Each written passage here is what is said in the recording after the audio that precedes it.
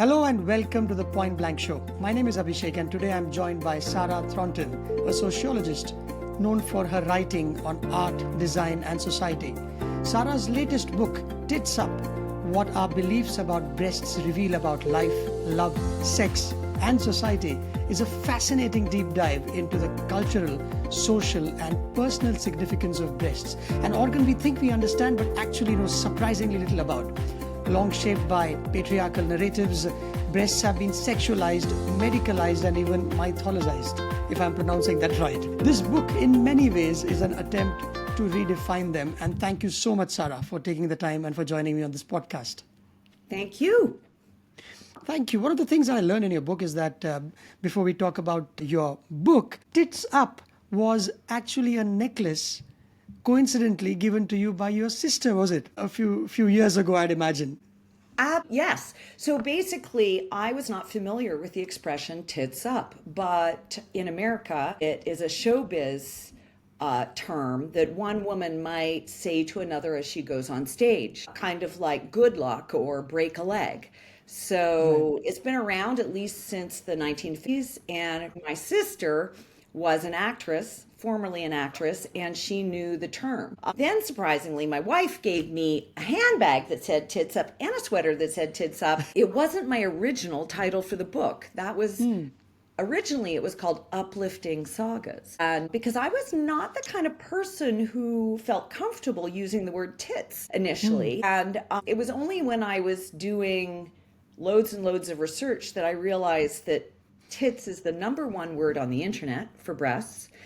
It is also a very old word in the English language, at least 1,000 years old, kind of synonymous originally, at least, with teats. And it likely goes back to the Proto-Indo-European term tatas, which is what English and Sanskrit have in common.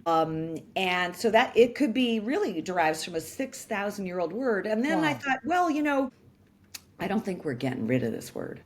I think it would be great if women tried to reclaim it, because right now, tits is a word that really symbolizes the kind of eroticized, commodified version of women's breasts, the kind of strip club, titty bar, as we call them here, version of breasts, which is actually a perversion.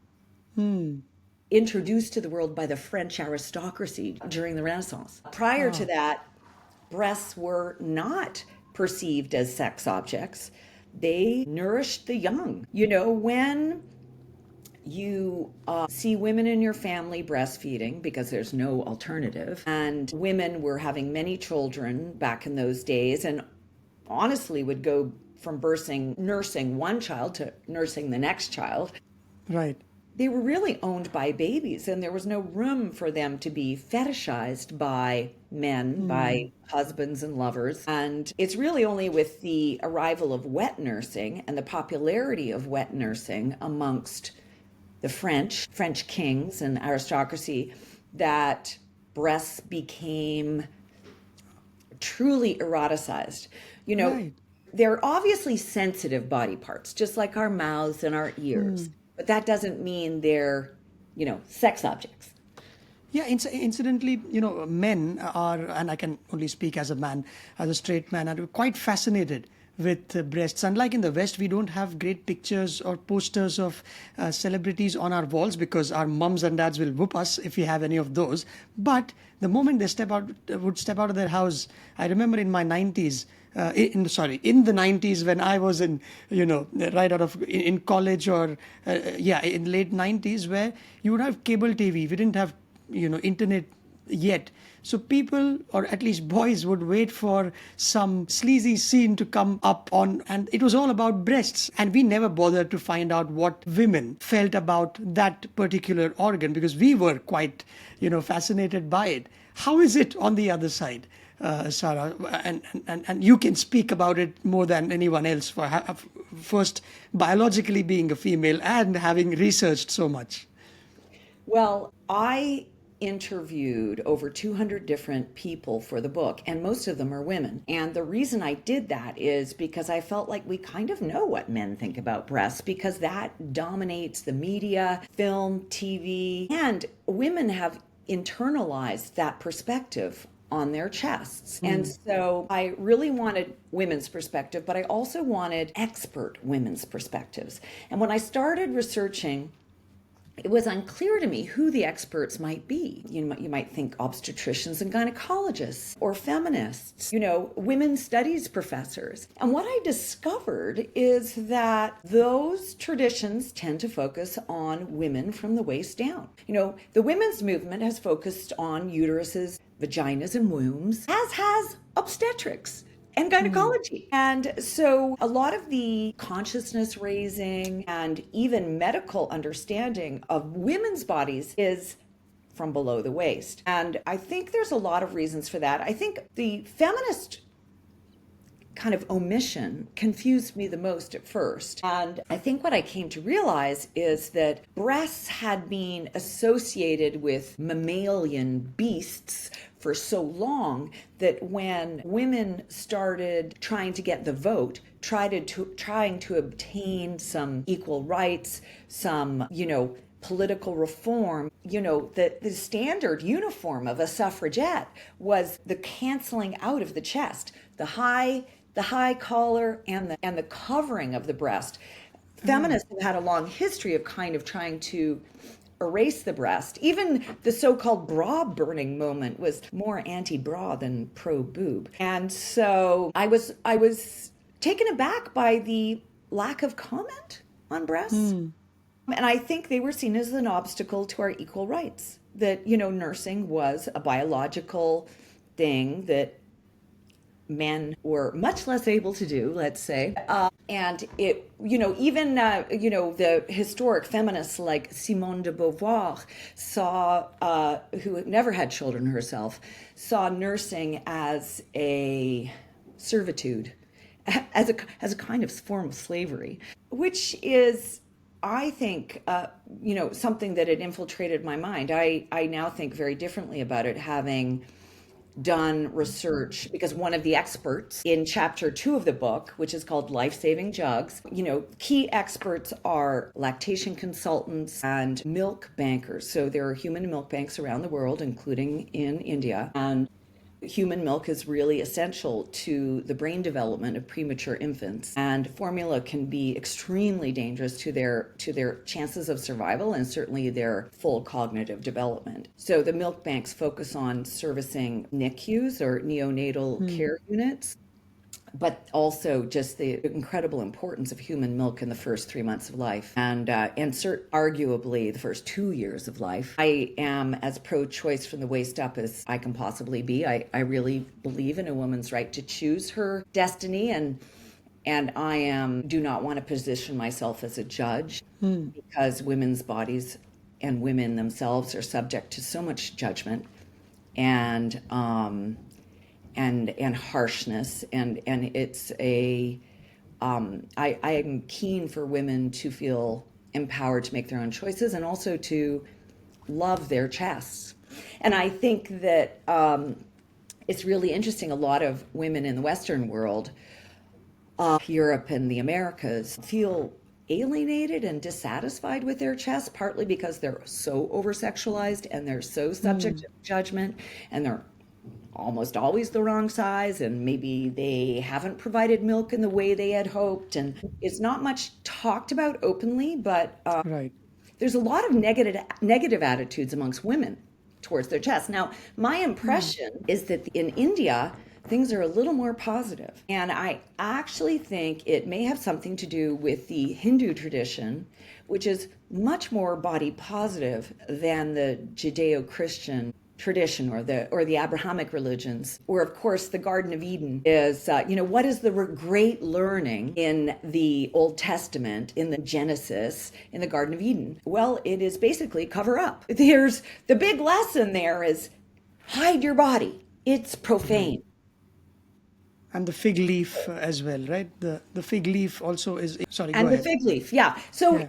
now there's a question. Was it just about covering the loins, or was it also about covering the top? It kind of depends. Certainly today, when it comes to women's bodies, one is supposed to cover the top. Of course, one of the most famous topless men in the world, certainly the most famous topless man in Europe and the Americas, is Jesus Christ.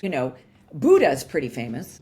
One might point to Gandhi, and I think also a lot of Hindu gods and goddesses, and so I was in part of the book, chapter 5, called Holy Memories. I look into the relationship between breasts and different religions: Judaism, Christianity, Hinduism, and Buddhism. And it's really fascinating to me the differences in attitude towards women's chests and how profane or sacred they are, how clean and honest they are versus how dirty they could be. And I do think Christianity is the worst offender in this regard. A lot of Christian saints had their breasts cut off. They were tortured in that manner. And there is a beautiful moment in the Middle Ages when the nursing, called the lactating Madonna, the Madonna nurses the baby Jesus. And I think those are very positive and beautiful images, but they're a very small part of the canon. Right. And my impression of just as a student of art history, looking at Hindu sculpture, my impression of the celebratory chests of so many goddesses contradicts that, Yeah. or is at least an extremely different tradition and a more positive tradition. Yes, you write about goddess Kali, or Kali Mata as we revere her here in the country, or that's how we address that goddess. And you've got pictures of, and you talked about the sacred nature of the organ. And I think it can't get more sacred than mother's milk. And there is enough documented evidence out there around benefits of mother's milk for babies. For starters, I was reading an article in The Economist, which has also given you a rave review on this book. And it talks about how in babies it can reduce inflammation, it can kill pathogens, it can improve the health of the immune system. So much so that in India, in Bollywood, they say, especially men, if there is a villain, and a dramatic villain, he calls out to the hero who's in hiding, saying, I'll tell you the line in Hindi. He says, "Maa ka doodh piya hai to bahar aa," which means if you've had mother's milk, come out of the burrow and fight me like a man. So there is virility also. There is a link between mother's milk. A man who's had mom's milk is more virile or more heroic, which is obviously a made up Bollywood bit. But that, while we know It reflects an attitude in the culture. yes, Right? yes, it does. I Yes. think that's super interesting, actually. I wish we honored mother's milk in this fashion here. I've never seen a Hollywood film that said that. Right, and this is a very common dialogue, especially in the 70s and 80s. The likes of Amitabh Bachchan, who's India's probably the biggest superstar, he's still acting at 84. He was called the angry young man, and these were the dialogues that would come out of the movies. But mother's milk, you're right, also has tremendous benefits for the mother, which I'm not sure we knew, or at least I didn't know. Forgive my ignorance, unless there is enough documented evidence there. I think it's under communicated, actually. Everyone knows breast is best for children, but what is amazing is that breastfeeding has long-term positive benefits for the mother, including reducing her risk of breast cancer, reducing her risk of ovarian cancer, heart attacks, obesity and diabetes, and heart disease.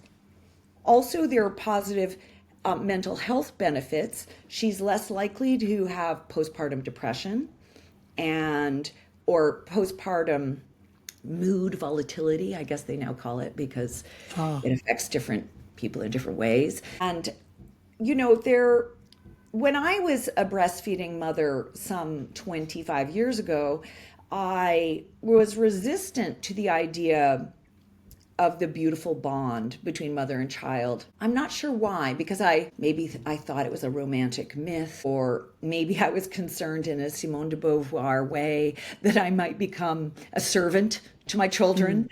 And I was brought up by, my mom was a bit of a hippie who believed in, equal rights. But I really think that bond is an extremely special thing.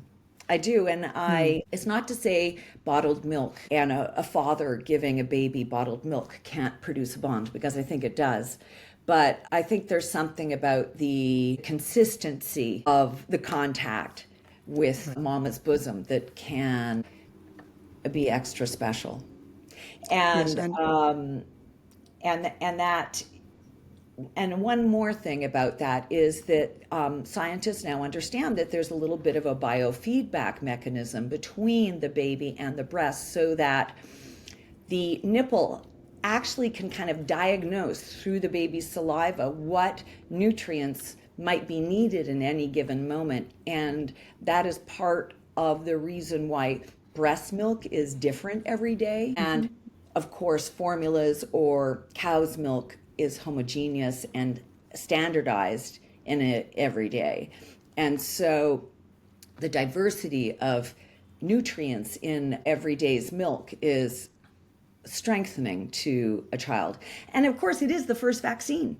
It's the first form of vaccination. And that's probably the most important thing, actually, yeah. because And infection and disease and dehydration are the number one killers of infants. Yeah.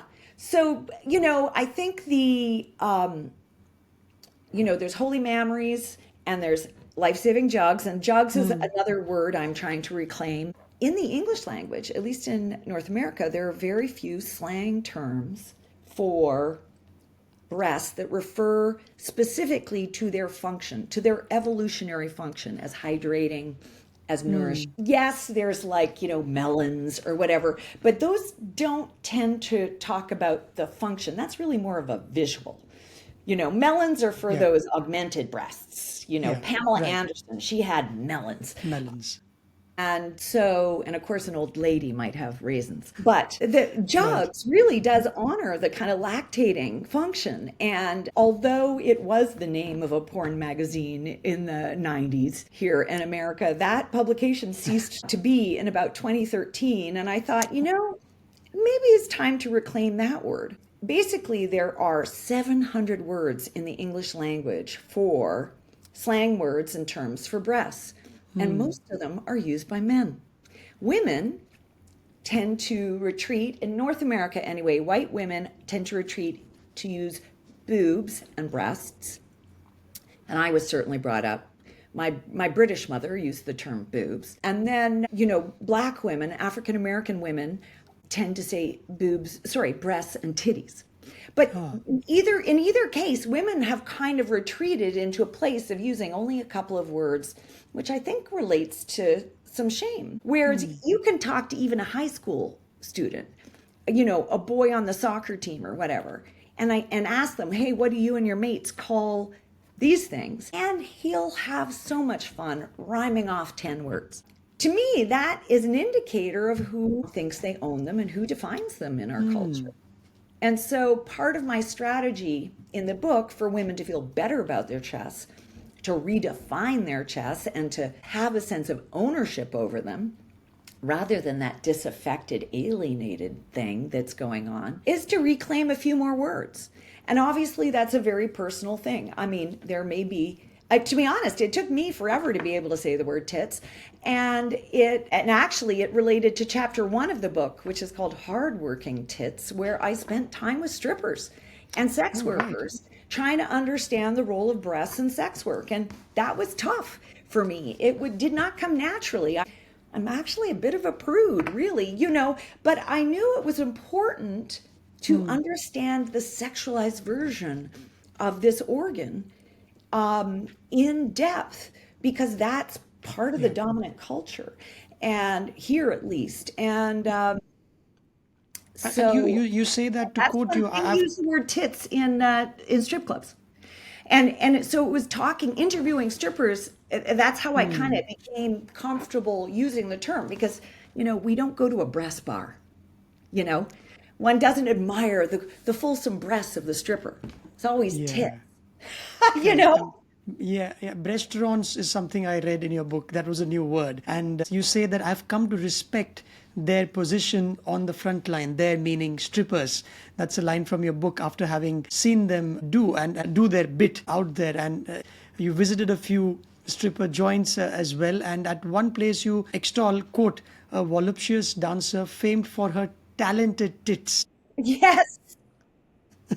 Yes, yes. Well, that is a reference to a burlesque dancer called Dirty Martini, and she is also very funny. She's a corpulent, very curvy gal, and she does tassel twirling, and it's astonishing what she can do with those tassels on the end of her pasties. So she would see herself on the entertainment, the theatrical entertainment side of the business. And then I also talked to some women who are involved with the, what you might see as the more hardcore end of full service escorting and things like that. And I just try to reserve judgment. I mean, famously, the expression here is that prostitution is the oldest profession in the world. Yeah. It is referred to in the Bible. And I feel like one of the things I didn't expect actually in doing this research is that I would really come to identify with the strippers and sex workers' position on decriminalizing the activity. Partly because if it isn't decriminalized, it puts women in a very difficult place in relation to organized crime and actually the police, who don't have a great track record in this country for their relationship to vulnerable, poor women. So, and anyhow, that was very eye-opening to me. One of the interesting feedbacks I've had about the book is that when men read the book, chapter 1 is the least surprising to them, because that is really about breasts from a male perspective and breasts as a sex object and breasts as a form of entertainment, nighttime entertainment. But women have less experience of that world and find it very eye-opening. And not necessarily easy. For women, maybe the beginning of the book is a little tough, and it just becomes more positive and more positive and more positive as you go along. Right. And then for men, I guess the book starts off kind of familiar and becomes more foreign to them, actually, because it's much more about women's, even in the strip clubs, it's about women's perspectives on their activities. Yes. And women's understanding of being like manipulating the male gaze. Right. Performing in certain ways to entice. And, there's a lot of lessons there for someone who wants them. I'm way too old for that, and way too happily married. The culture, isn't it? Because I think I've seen sitcoms or movies in the US where bachelor's party or anything you do, you hit the strip club. If a guy is feeling down, the friend says, hey, come on, let's hit the strip club tonight. Don't worry about your breakup or a bad review at your performance appraisal. So that is a place where they go to blow off some steam, is how we perceive here in India. We don't have strip clubs. We have an equivalent called dance bars where women in their saris stand up on the orchestra. They're called orchestra bars, where they sway to some music. And of course, there is also this illegal full service that happens after, which is why they were banned officially. But you've got these, expensive beers, but you're not allowed to touch the ladies. They just stand there and loud music and they just sway. That's pretty much it. So that's the closest thing we have here for strip clubs, but the cultural significance is the same, although here you can't expose your breasts as it's very much done thing there. And lap dancing or motor boating is something I learned. I didn't know about that until I read your book, so I'm that ignorant about these matters. Well, to explain to your listeners, so motor boating is when a client, let's say, has their head pulled in between a woman's breasts, and she shakes them, and the client is supposed to go, and it's kind of it's a very kind of childish and silly activity, which usually leaves a big grin on people's faces. And I unexpectedly had it done to me when I went to a club with one of my male friends, who said, hey, he put some money down on the dance floor and said, give it to her. I had no idea what was going to happen. And this is what she did to me. And it was just like, wow. It was really actually fun. Yes. Because you have to close your eyes. I mean, honestly, it's a little bit Yeah. infantilizing, you know, in a fun way. Now, a lap dance is a totally different business. I think that is actually a form of strip sex work in a more direct Hmm. sense, even if, officially there's no touching. And in certain Yeah. states in the US, it is illegal. Lap dances are not allowed. But I think the majority of the states of the states have lap dances in their clubs. But there's always back rooms that violate the law. Yes. That's yeah. Anyway, yes, a Yeah. motorboat is an interesting practice, and that leads me in a way to chapter 3, which is called Treasured Chests. And in that chapter, I'm in operating rooms watching Yes. plastic surgeries of all kinds, because women's chests are the number one operated upon body part in the world. And it used to be that augmentations were the number one Hmm. surgery. That is kind of evening out with breast lifts, breast reductions. Of course, once you have implants, they don't last forever. So you have to have an explantation or a reimplantation. So there's like That implants are the gift that keeps on giving to plastic surgeons. hey, you bet big time. I didn't know it had a 10-year warranty. Is what I read. The implants. Yeah. So I Right. also, have some experience in this because I had a double mastectomy because it was feared that I had breast cancer. I was very lucky. I had a load of atypical cells, stage 0 kind of breast cancer, but I did lose my original natural breasts, and I had reconstruction without too much thought. I think I was really so stressed about the cancer that I didn't think through what it would mean to have implants. And I had the unexpected but not uncommon experience of not just having a breast reconstruction, but receiving a breast augmentation. Now, that is not uncommon. I had been warned by some girlfriends that that might happen, and I'd been really explicit with my surgeon, and I'd said, look, I want, yoga boobs. Like, by which, I love yoga, and I like Right. that, Athletic. imagine a slim gal who's like a good A to B cup, athletic look. And well, unfortunately, he didn't hear me. And when I was measured for my first bra post surgery, I was a D cup, which was, given that I'd been almost all my life at B, was a bit of a shock. And gave me, well, I mean, I guess the good news when I was measured was that I wasn't insane, because I really had a lot of body dysmorphia. I was like, wow, these are really weird. And I realized that they were way larger than the original set. I have actually, since I discovered in the course of researching the book that one of the implants had flipped backwards. So it was like flat side out. And I had a lot of painful capsular contracture on the left side, and that one had ruptured. I went back to have those removed because after 5, I mean, honestly, they're guaranteed for 10 years, but mine lasted only for 5. And now I have the more modest B cup that I So always had. And I just feel like every woman should be able to have what they want in this right. department. I mean, look, I had come to accept what I had, right? And I was just, and I think that's probably the best thing, if you could just accept what nature has given you. But if it's distressing to you, do what you need to do. But certainly surgeons giving you what they think you need, or, is not acceptable. Is it? Yeah, exactly. I mean, it's like even if when it comes to a haircut, even for guys, there are only 4 ways you can do it, at least for the regular office going folks. You still tell them that, hey, please do this, and you expect that the guy does it. So this is far more serious, obviously. Totally. And it's a real shock if your bangs come up here, right? It's not, Yeah. you're like, at least they grow out.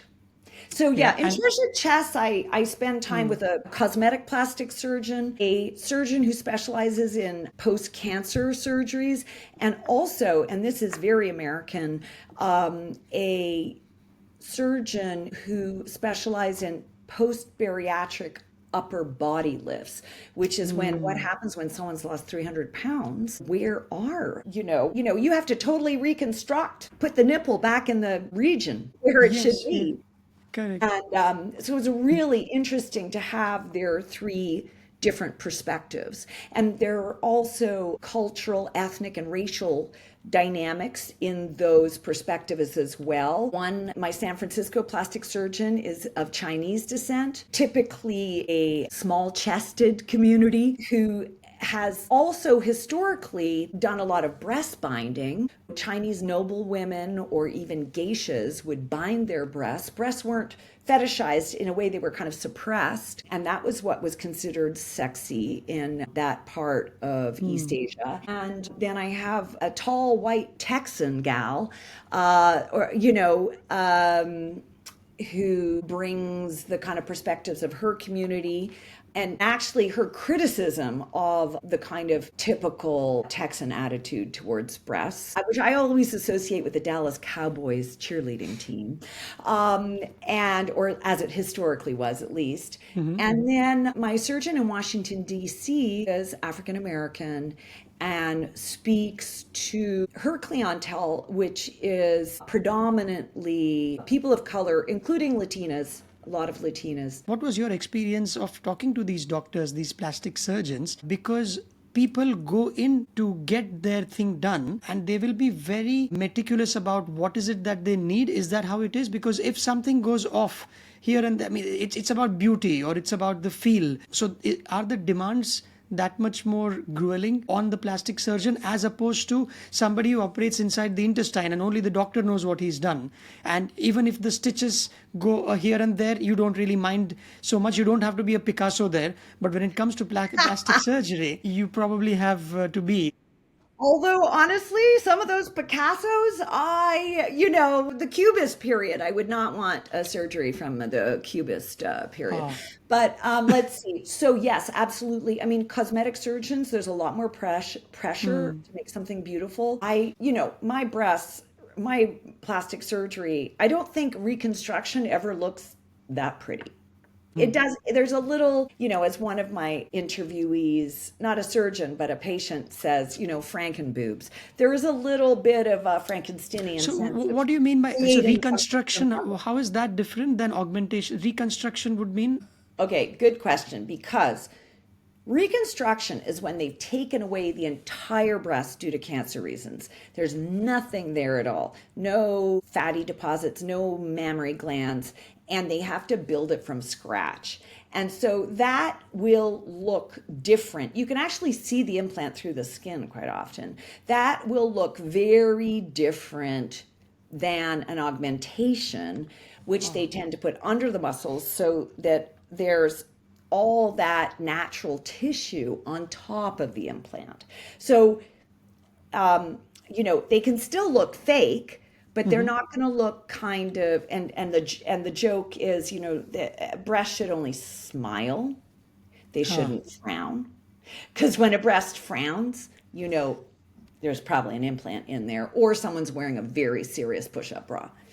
And Yeah. yeah, I mean, we're so used in certain communities, people are so used to the look of an artificial breast that they don't realize that it's not natural. And men in particular seem to be willfully duped by that. But that's, I think women have a little keener eye on what's natural and what's not. But Right. Yeah, because it's action is a lot, let's just say, less pretty for the most part, and can involve a lot more scars depending on the type of cancer involved or things like that. So, I was lucky enough to have what they call a nipple preserving double mastectomy, but many women might lose their nipples because the cancer has invaded that part of their breast. So there's just a whole lottery of things. And of course, someone just having an augmentation, the nipple tissue should not be disturbed. They would go in a different place normally. And so I learned so much about beauty and ideals of beauty and size and what size means culturally. I mean, one thing, there are peculiar cultural associations with breast size. And there was a study done in the 90s which holds less true today, but still has a bit of resonance. And that is that they did this year-on-year study with college students, and women who had small breasts were associated with the adjectives lonely and intelligent. We all know breast size has nothing to do with being lonely or intelligent, and that large-breasted women were perceived as being sexually active. Now, this kind of association can be extremely detrimental, especially to young girls. A young girl who matures early is the subject of a lot more harassment and sexual attention and assault, unfortunately, than girls who are late developers. There are some pretty shocking studies about how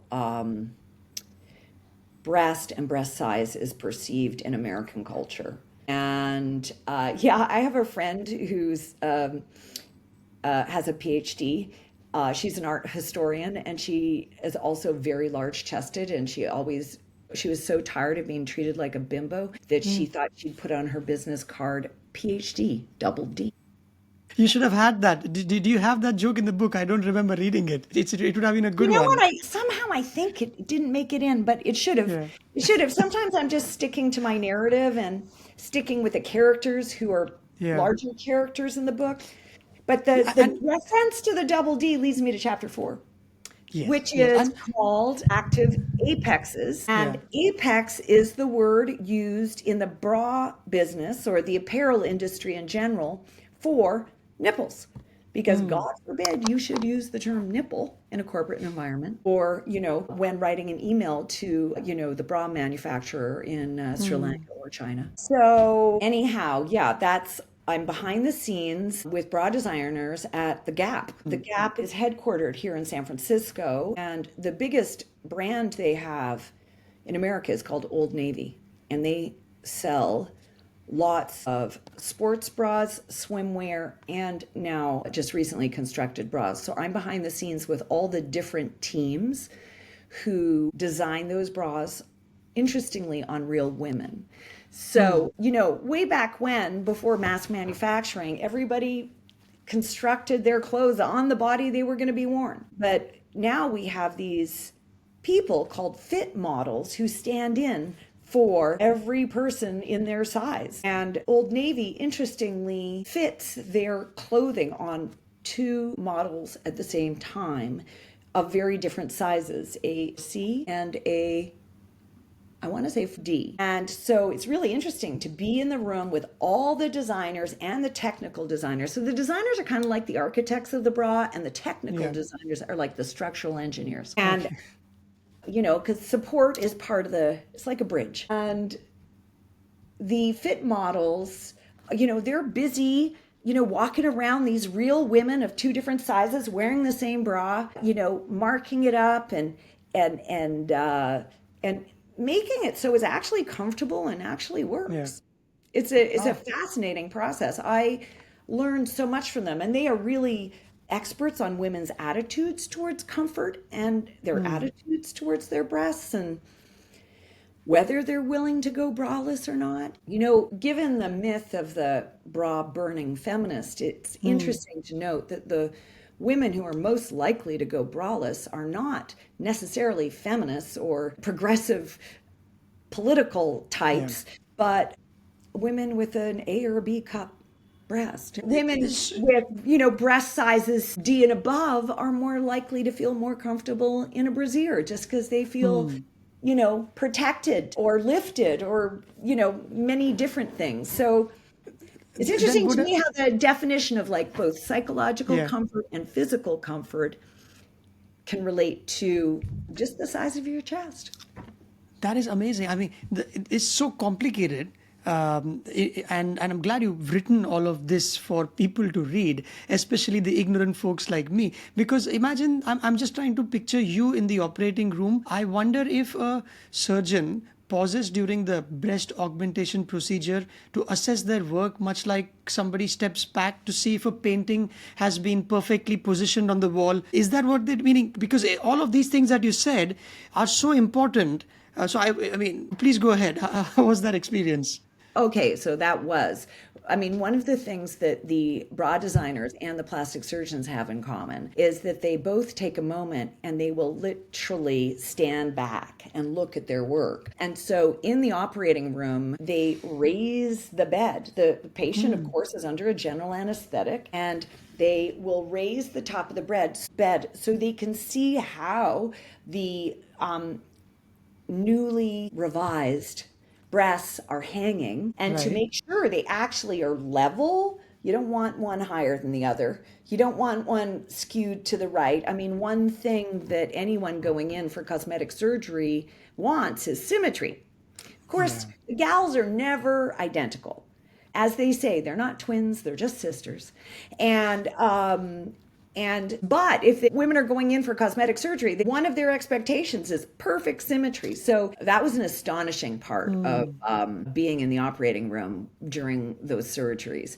And then, interestingly, similar process in the bra design studio where they'll think they'll get it just right and they might pin it here or pin it there, and then they'll all stand back and study the chests of the women fit models. And of course, one of the requirements of a fit model is that she be absolutely average. So she has to, they're almost always like about 5'6" in America. They might have to be shorter in other countries.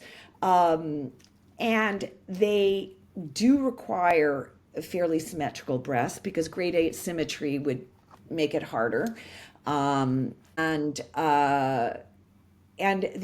their proportions need to be very average, very middle, which is quite different from the photography models we see in ad campaigns because they're quite extraordinary. They're all 6 foot tall and super skinny for the most part. Yeah. And Anyhow. and you also write about, was it Victoria's Secret which got it wrong about the perception of women, or which company was it where men led that outfit and they suddenly gunned for really slim size 0 models, hoping that that'll increase their sales, and the opposite happened because the world had woken up to health and not size 0.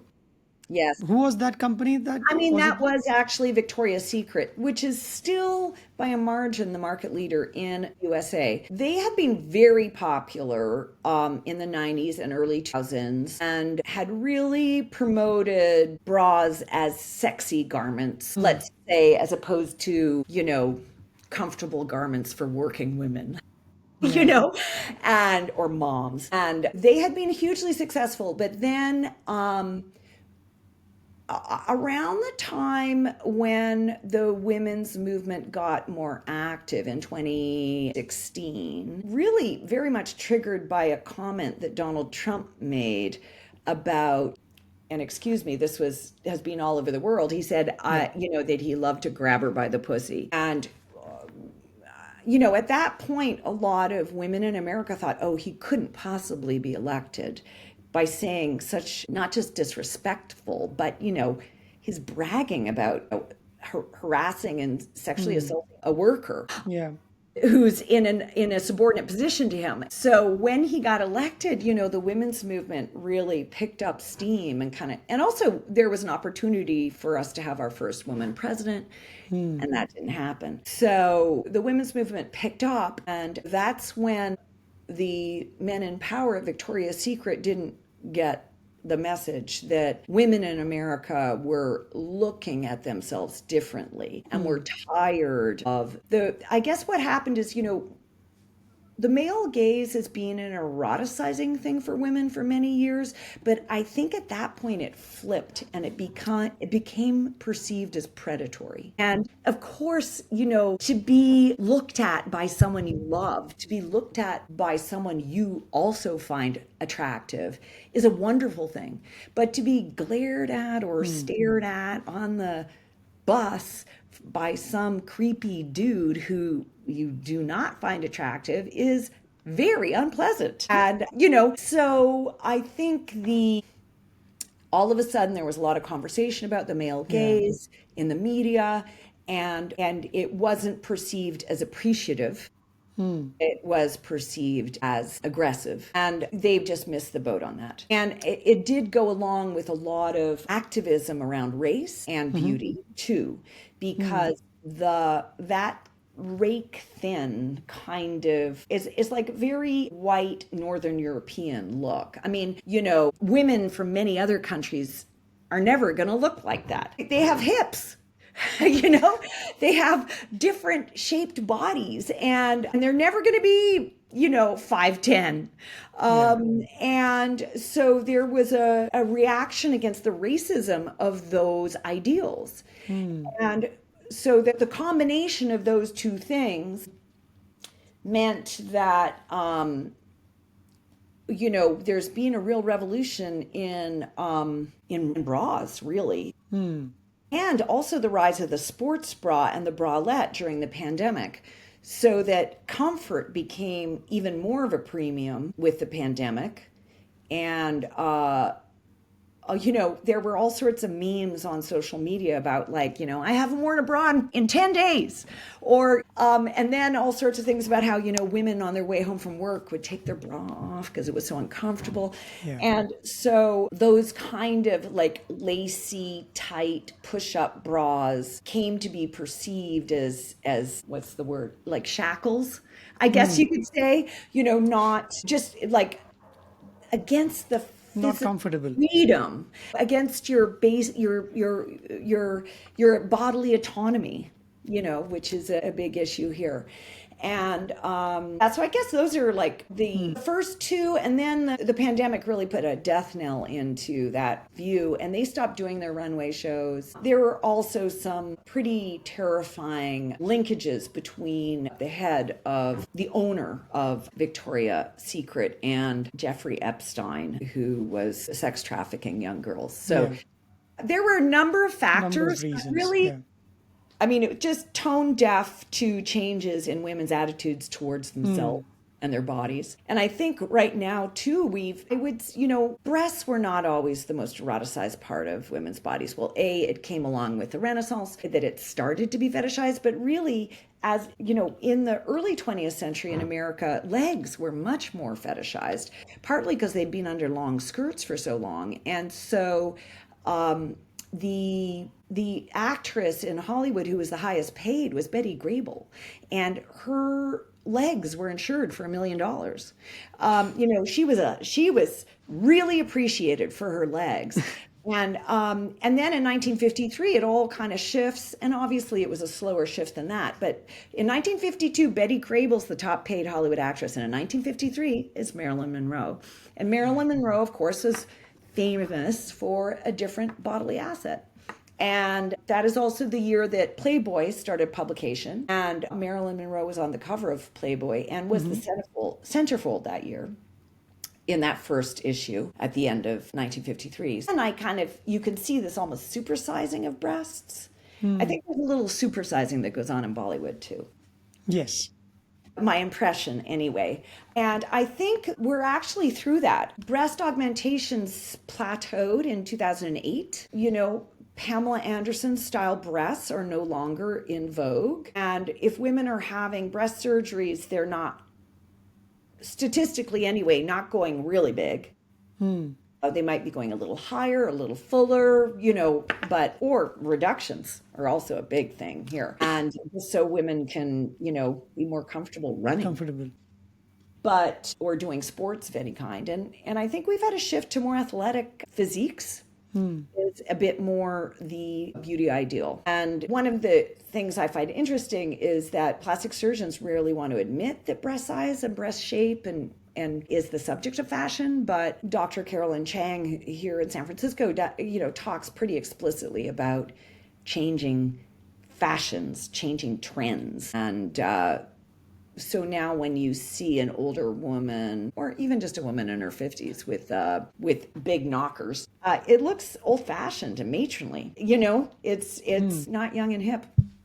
Yeah, and you've put all of this together. Cardi B. Sorry, say that again, please. Well, unless you're Cardi B, which is a reference to a hip hop gal. Yes. No worries. Quite unapologetically, the breasts are out for people to see and ogle, or it's that's at least the perception. I've seen some of her videos where she goes up to accept awards, and it's more like, more than the award. It's more like, look at me. So yeah. Totally. I mean, a lot of entertainers almost become parodies of people, I Yeah, guess, yeah. of regular people Regular. or people Yes. behind the camera. Yes, and last couple of questions. I know we've almost run out of time. Is in the acknowledgement section of the book, you mention your mom, Glenda. What feedback did she give you? You got her to read the book, and she's been one of your, growing up, somebody you look up to. So tell me more about that. She's always been very accepting of my research. She's a liberal minded person, and I think she really liked the book. And I think she was a little amused, I guess, that I talked about her in parts. My mother was not a kind of politicized feminist or anything, but being a hippie in the 70s, and she was also a potter. So, she was a ceramicist. She didn't wear a bra in the 70s, and it was just a fashion thing then.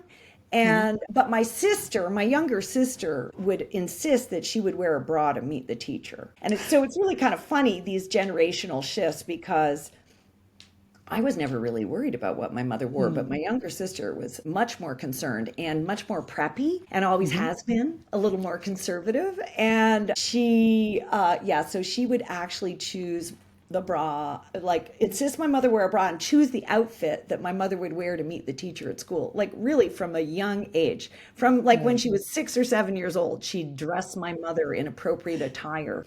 So she didn't look too, crafty, too much like an artisan. And yeah, so I mean, I think that, and my mother didn't breastfeed me for very long. And that was a thing in the 60s. Women were told that formula was better for babies, or easier, or the modern advanced thing to do. And a lot of people of my generation were in North America. I grew up in Canada, but my mother was British, but a lot of us were not breastfed. And so that was an extra hurdle for me, because I had decided I really wanted to breastfeed my children, mainly because I was into health food. I did not want my children to have what I perceived to be junk food. Yeah. I figured it was like, Tang powdered orange juice compared to the real thing. No, it's the same. It's the same here as well. We are encouraged. So I have a 6-year-old now. So I remember when he was barely a few months old, and up to a year is when my wife breastfed him, and it is an acceptable thing in Indian society that the longer you can stretch, better for both, is generally accepted It's so among most. healthy. So healthy. And also, it's really important for husbands and fathers to understand, because women need the support of their spouse. And circumstances where there's a kind of rivalry for the breast are really not good for anyone. Yeah, true. And so it's great to be in a culture that honors the original purpose of the tatas, The jugs. Yeah. the jugs. Yes, and you've got a friend who was it Helge Dasher, if I'm pronouncing her name right, and you say that Helga Helga, Dasher. Helga Yeah. Dasher. She's had a high bar for jokes, and she didn't let you write something that didn't make the cut in the book.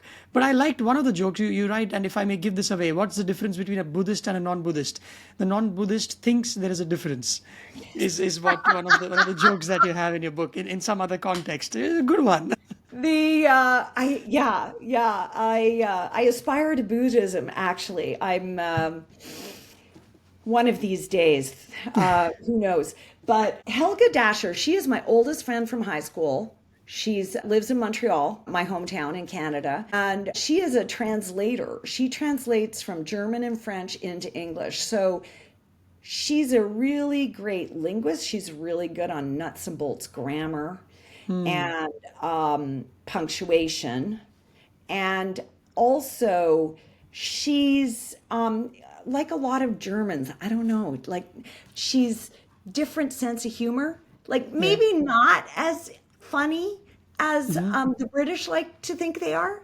And so what was good was that it got rid of any goofy humor.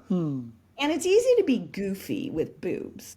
And Yeah. I'm really into being amusing and writing amusingly, but I like it to be a little bit more profound. Like, I think a lot of jokes are funny because they strike something in our unconscious, or they strike something that we know but never talk about. And so I'm very interested in the revealing humor. And she just, made sure that none of the kind of goofy, pandering, lazy humor got in there. And I thank her for that for sure. Lovely. This has been so much fun, Sarah. Thank you so much for your time and for speaking so eloquently and passionately about a subject which is interesting, intriguing, and I guess more people should know about. Thank you so much, Abhishek. It's been a wonderful conversation. I really appreciate your questions. Thank you.